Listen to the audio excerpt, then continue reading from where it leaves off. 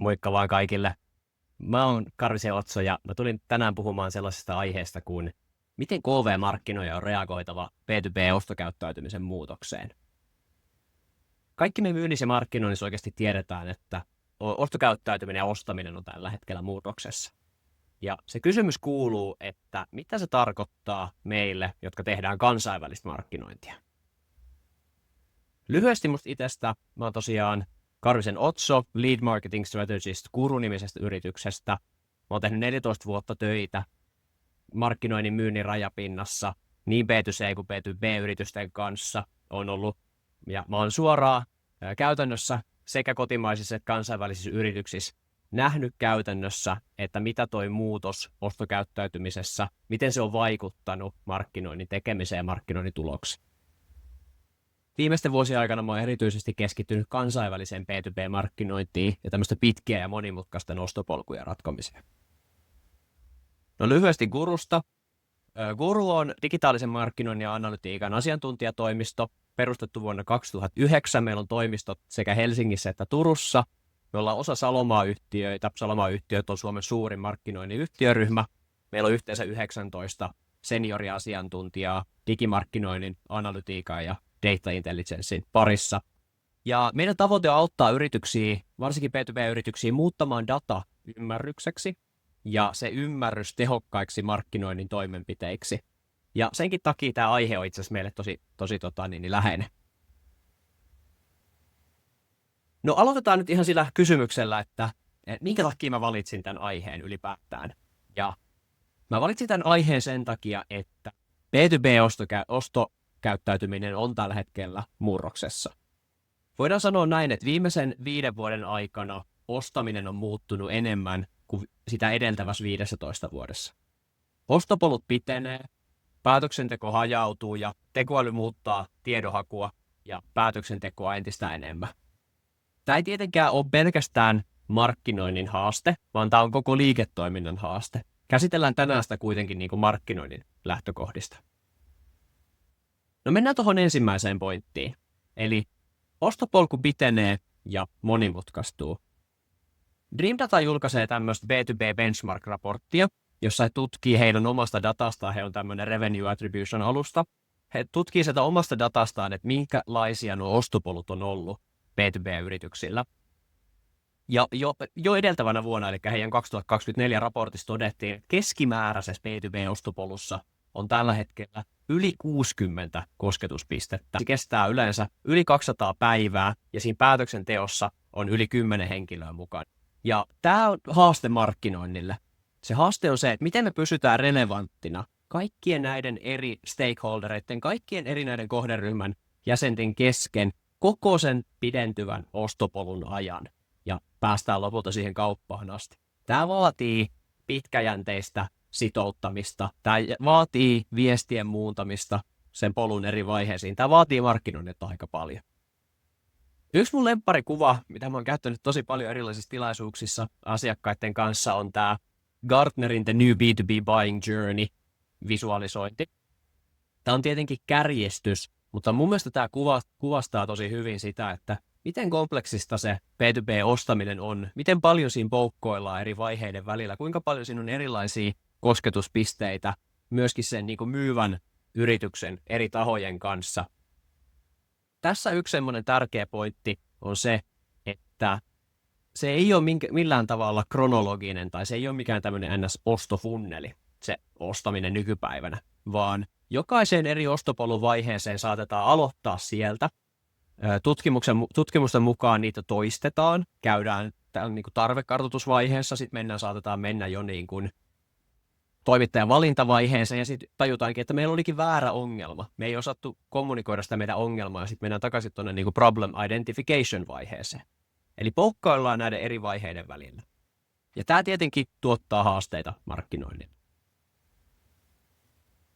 No sitten toinen iso haaste on tämä, että ostaminen siirtyy enemmissä väärin digitaalisiin kanaviin.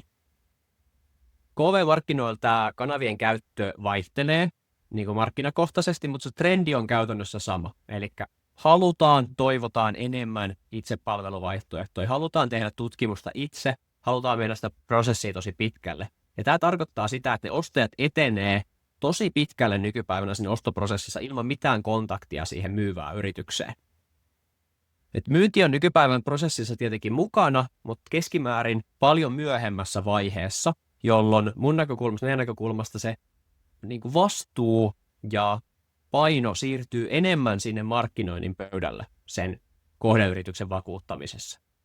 Tässä on tosi tärkeää, että se sisältö, löydettävyys ja luottamus pystytään rakentamaan sieltä niin kuin markkinoinnin kautta siinä alkuvaiheessa ennen kuin se ostava yritys on edes yhteydessä teidän yrityksen myyjiin.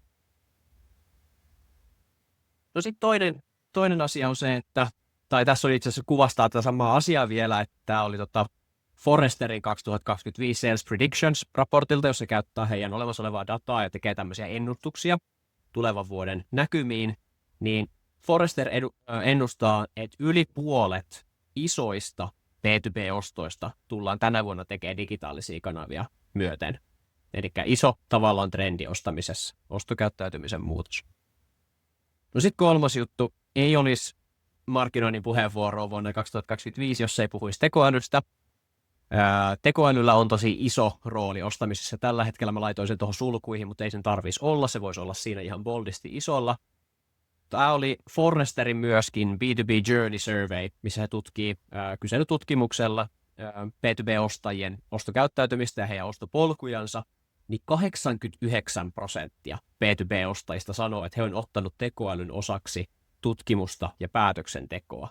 Eli se on jo merkittävässä roolissa siellä ostopolun alkuvaiheessa tällä hetkellä. Ostajat hyödyntää sitä tekoälyä AI:ta tiedonhakuun, löytää sieltä vaihtoehtoja, mutta se AI tarjoaa tietenkin meille markkinoinnille myös paljon erilaisia mahdollisuuksia personointiin, erilaisten signaalien tunnistamiseen, sisällöntuotantoon ja niin edelleen. Kilpailu myöskin kovenee, kun ostajat löytää helpommin globaaleja vaihtoehtoja, esi tämmöinen niin kuin lokalisointi tekoälyä hyödyntäen on tullut paljon helpommaksi. Pystytään lokalisoimaan sisältöä paljon nopeampaa kuin sitä pystyttiin tekemään silloin, kun meikäläinen on aloittanut freelancer-kääntäjänä mun työuraa. No, mennään sitten siihen niin kuin näistä ostopolun muutoksista, ostokäyttäytymisen muutoksista, mennään sitten näihin haasteisiin. Mikä haastaa KV-markkinoinnissa tänä päivänä? Ja mä kokosin yhteen, te kaikki osallistujat vastasitte sellaiseen, tapahtuma-osallistujat vastas sellaiseen kyselyyn, että mikä haastaa tänä päivänä. Ja mun mielestä sieltä löytyi tällaiset 6 kategoriaa. Mä nostaisin sellaiset 6 kategoriaa. Eli tämän vastauspatteriston vastaajista, kysymyspatteriston vastaajista, nämä 6 asiaa haasto, eli organisatoriset ja resurssihaasteet oli 1. Sitten se, että miten tasapainotellaan sen globaalin markkinoinnin ja lokaalin markkinoinnin tekemisen välillä. Tämä varmasti niin kuin isoilla organisaatioilla korostuu. Siis miten me ylipäätään tavoitetaan ne kohderyhmät, miten ne pitkät ostosyklit vaikuttaa siihen myynnin ja markkinoinnin prosessiin, miten pystytään mittaamaan tehokkaasti sitä prosessia. Sitten oli tämmöisiä partnereihin, jälleenmyyjiin liittyviä haasteita ja sitten viimeisimpänä noin niin kuin regulaatio- ja teknologiahaasteet. Tällaiseen 6 kategoriaan nämä menis. Ja kun mä rupesin sitä analysoimaan, niin se oli niin kuin ilmiselvää tai hyvin ilmeistä, että ainakin osa näistä haasteista on joko suoraa tai ainakin isosti vaikuttaa se ostokäyttäytymisen muutos. Eli oikeastaan varsinkin nämä 3, eli organisaation haasteet ja resurssihaasteet, kohderyhmien tavoittaminen ja pitkät ostosyklit ja mittaaminen, nämä on semmoisia, millä on suora linkitys ostokäyttäytymisen muutokseen. Mä vedin tähän vähän tämmöistä viivaa, miten nämä minun mielestä niin kuin linkittyy esimerkiksi organisaatiohaasteet, resurssihaasteet, niin kun se ostopolku pitenee ja monimutkaistuu, se vaatii yhä enemmän kosketuspisteitä yrityksen ja ostajan välillä. Ja tämä taas tietenkin tarkoittaa enemmän resursseja myynnille ja vielä varsinkin sille markkinoinnille, joka rooli siinä ostopolun alkuvaiheessa on entistä isompi. Sitten se kohderyhmien tavoittaminen. Tämä on myös selkeä ostokäyttäytymisen muutokseen linkittyvä haaste. Eli kun ostajat etenee itsenäisesti paljon pidemmälle niin siinä ostopolulla, kanavat pirstaloituu, näkyvyys heikkenee siihen. Meidän on vaikeampi saada kiinni niistä. Ehkä aikaisemmin ne tuli aikaisemmin meidän verkkosivuille ja latasi jotain esitteitä tai vastaavaa, niin tämä ei välttämättä tapahdu enää nykypäivänä. Eli se on myös ostokäyttäytymiseen linkittyvä haaste. Ja sitten viimeisimpänä, tämä on niinku suoraan jatkoa tuohon, eli se pitenevä ostosykli, pitenevä ostopolku ja sen mittaaminen. Eli kun se päätöksenteko hajautuu, edetään paljon enemmän itsenäisesti, niin sitten myöskin niiden tulosten mittaaminen ja sitten se sisäinen raportointi, että miten me näytetään se, että meidän markkinoinnin tekemisellä on oikeasti vaikuttavuutta yrityksessä, niin se vaikeutuu. No sitten siihen tämän päivän pihviin, eli miten meidän mielestä KV-markkinoijan kannattaisi reagoida tähän ostokäyttäytymisen muutokseen. Ja mennään noin 3 bullettia, 3 kohtaa läpi. Eli ensimmäisenä meidän pitää ymmärtää, meidän pitää mitata se todellinen asiakaspolku, ja siinä toi tähtimerkki nimenomaan se, että ainakin niin paljon kuin me pystytään. Eli joillekin teistä on varmaan tuttu, puhutaan tämmöisestä dark funnelista, se osa niin kuin ostopolkua, mitä me ei yksinkertaisesti pystytä mittaamaan, ja se on ihan todellinen. Me ei markkinoinnilla pystytä mittaamaan ja attribuoimaan kaikkea sitä, mitä siellä tapahtuu, mutta pystyttäisiin mahdollisimman paljon, jotta meillä olisi mahdollisimman paljon tietoa siitä, miten me voidaan myös tehdä niitä tehokkaita markkinoinnin toimenpiteitä ja oikeasti vaikuttaa sinne yritykseen. No, tässä nostona se, että se ostopolku ei tosiaan ole lineaarinen, vaan se on semmoinen verkosto erilaisia kosketuspisteitä, erilaisia myynnin ja markkinoinnin tapahtumia. Ja miten tässä voisi edetä niin kuin konkretiaan, niin muutama sellainen nosto, miten pystyisi edetä konkretiaan, niin mitä pystyy hyödyntämään sitä jo olemassa olevaa mittausta täysmääräisesti. Eli teidän yrityksen analytiikkaa, CRM-dataa, myyntidataa. Niin teillä todennäköisesti on sitä kyvykkyyttä, niin mietitään sitä, että ollaanko me hyödynnetty sitä täysmääräisesti. Onko siinä vielä jotain, mitä me pystyttäisiin jatkojalostaa, mitä me pystyttäisiin hyödyntämään vielä entistä paremmin. Se ensimmäisenä kohtana. Sitten toisena, että päivitetään seurantaan mukaan myös sitä piilotettua tietoa, mitä meillä ei ole tällä hetkellä. Esimerkiksi tämmöistä yrityskohtaista IP-tunnistusta, tai sitten se itseraportointi-attribuutio hienolta nimeltään, helpompi tunnistaa se, että kun lomakkeella kysytään, että mistä kuulit meistä. Älyttömän hyvä tapa mitata, että mikä on ollut se vaikuttava tekijä siihen ostotapahtumaan. Sitten kolmantena esimerkkinä, konkreettisena esimerkkinä, niin pitää rakentaa parempi näkymä siitä myynnin vaikutuksesta, tämmöinen dashboardi. Ottaa mukaan siihen kontribuutiomallinnus, ottaa mukaan siihen attribuutiomallinnus, riippuen yrityksestä, mitä voidaan käyttää ja minkälainen se business on.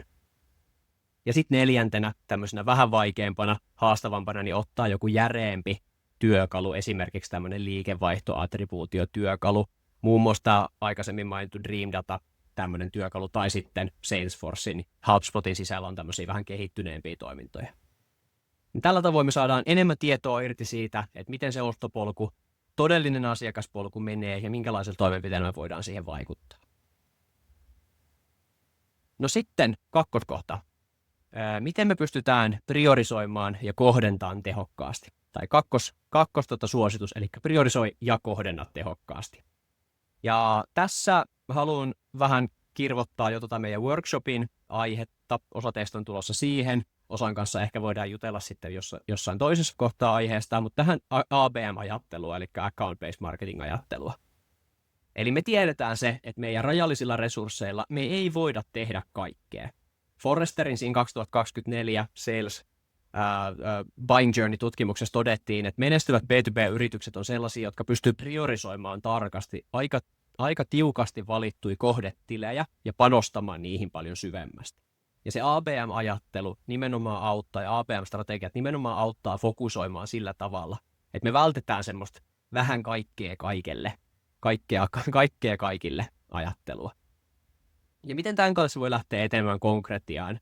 No ihan ensimmäinen suositus on se, että varmistakaa, että teidän yrityksessä on selkeästi määritellyt ICP, eli Ideal Customer Profile, ihanneasiakasprofiili, ja että se ymmärrys niistä ihanneasiakasprofiileista jaetaan koko teidän organisaation läpi. Kaikki on samaa mieltä, että mikä on meidän ihanneasiakas. Sitten toisena kohtana segmentoidaan ja klusteroidaan ne meidän kohdeyritykset.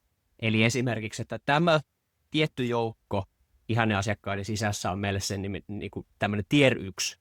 Nämä, jos me voitettaisiin, me oltaisiin älyttömän onnellisia. ja niille lähdetään tekemään tietyn tyyppisiä toimenpiteitä, esimerkiksi tämmöistä ihan täysmääräistä ABM-markkinointia. Sitten tier 2 voi olla sitten esimerkiksi ohjelmallisempaa ABM-tekemistä, vähän vähemmän personointia, ja tier 3 sitten semmoista geneerisen. Tehdään tämmöiset klusterit, jotta pystytään vielä niistä asiakasyrityksistä rajaamaan niitä toimenpiteitä ja kohdistamaan resursseja mahdollisimman tehokkaasti. Ja sitten 3 tämmöinen vähän raskaampi toimenpide, niin toteuttakaa tämmöinen ABM-pilottikampanja. ABM on strategiana tosi raskas yritykselle lähteä tekemään sellaisenaan, ja usein se sisäinen voitto tarvitaan jonkunlaisen pilotin kautta. Me ollaan huomattu, että tämä on todella niin kuin toimiva lähestyminen, niin valitaan sieltä 50 tärkeintä yritystä, tehdään niille räätälöity linkkarimainontaa, Google-mainontaa esimerkiksi, ja myynnin tekemään räätälöityy yhteydenottoa yhdistävä tämmöinen ABM-pilotti. Katsotaan, mikä se vaikutus on ollut siellä. Ja sitten 3. suositus meiltä tähän aiheeseen on se, että täytyy varmistaa se saumaton yhteistyö myynnin kanssa. Markkinoinnin ja myynnin pitää nykypäivänä pystyä pelaamaan samoja tavoitteita kohti samanlaisilla pelikirjalla. Katsotaan samoja metriikoita, istutaan samoissa pöydissä. Eli vaatii ne yhteiset tavoitteet, vaatii ne jaetut mittarit ja vaatii ne jaetut toimenpiteet.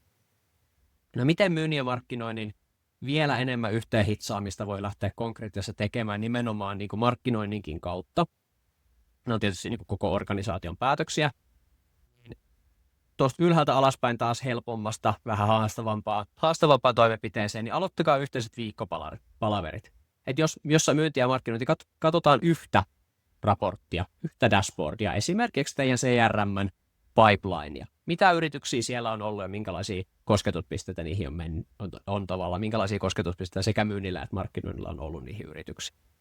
Sitten käydään yhdessä läpi voitettu diili, tehdään tämmöinen diilidiagnoosi, tavallaan voitettu asiakasdiagnoosi, avataan se pöydälle ja katsotaan, että mitä kaikkea markkinoinnin toimenpiteitä sen varrella on ollut ja missäkin vaiheessa. Ne on yllättäviä, sieltä saattaa löytyä, että markkinointi on vaikuttanut, markkinoinnilla on kosketuspisteitä vaikka 18 kuukautta johonkin yritykseen. Ja sitten yhtäkkiä se alkaa tihenemään ja sitten se syntyy se kauppa. Tähän löytyy työkaluja, muun muassa toi Dream Data mallintaa asiakaspolkua todella hienosti.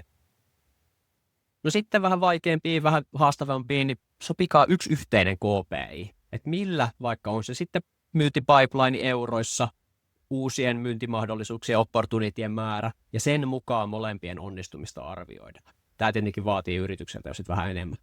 Sitten voidaan ottaa käyttöön tämmöistä account-based reportingia, eli tilikohtaista raportointia, eli kaikki myynnin ja markkinoinnin toimenpiteet raportoidaan sillä tilitasolla, sillä kohdeyrityksen tasolla, eikä millään kanavatasolla tai eikä erillisenä myynnin ja markkinoinnin toimenpiteenä, vaan se, että mitä ollaan saatu millekin yritykselle aikaan, kohdeyritykselle aikaan. Ja sitten viimeisempänä, tämmöisenä raskaimpana, niin perustetaan tämmöinen RevOpsi, revenue-tiimeistä puhutaan RevOpsista, puhutaan nykyään paljon, eli siinä nimenomaan yhdistetään saman tiimin alle myynnin, markkinoinnin ja asiakaspalvelun toiminnot. Ne on kaikki yhteisen datan, yhteisen toimenpiteiden sisällä ja yksi yhteinen prosessi. Tämä on 20 minuuttia, on hirveän lyhyt aika puhua tällaisesta aiheesta, ostokäyttäytymisen muutoksesta, miten siihen pitäisi reagoida. Tietenkin me jatketaan tuossa meidän workshopissa sit aiheesta. Sitten voidaan miettiä, että jätetään tämmöinen viimeinen ajatus hautomaan, että miten teidän yrityksenne voisi tehdä sellaista markkinointia, joka tekisi teidän asiakkaiden ostamisesta helpompaa. Me jätän ton tohon hautumaan. Ja sitten viimeisimpänä, ihan viikaslaidi, niin me puhutaan meidän workshopissa nimenomaan ABM:stä, Account-Based Marketingista strategiana. Meidän näkökulmasta ABM sopii erinomaisesti vastaamaan tällaiseen ostokäyttäytymisen muutokseen. Tästä oli vahvaa Gartnerin tutkimusta. Oli tehty Gartnerin tutkimus yrityksille, jotka on ottanut ABM-strategiana kohtuullisen lyhyen ajan sisällä käyttöön. Ja siellä oli käytännössä jokainen yritys, 2% vastaista totesi, että ei ollut nähnyt vaikutusta, mutta käytännössä kaikki muut oli todennut. Ja isommat vaikutukset oli ollut siinä, että sen ABM-strategian kautta ne yritykset oli saanut lyhyemmän myyntisyklin, ne oli saanut korkeamman voittoprosentin diileissä, ja ne oli saanut suuremman asiakkaan elinkaariarvon niin tähän pisteeseen asti. Ja siitä me puhutaan tuossa meidän workshopissa. Tervetuloa juttelemaan siellä sitten lisää, ja toivottavasti teillä on muuten hieno tilaisuus. Kiitos.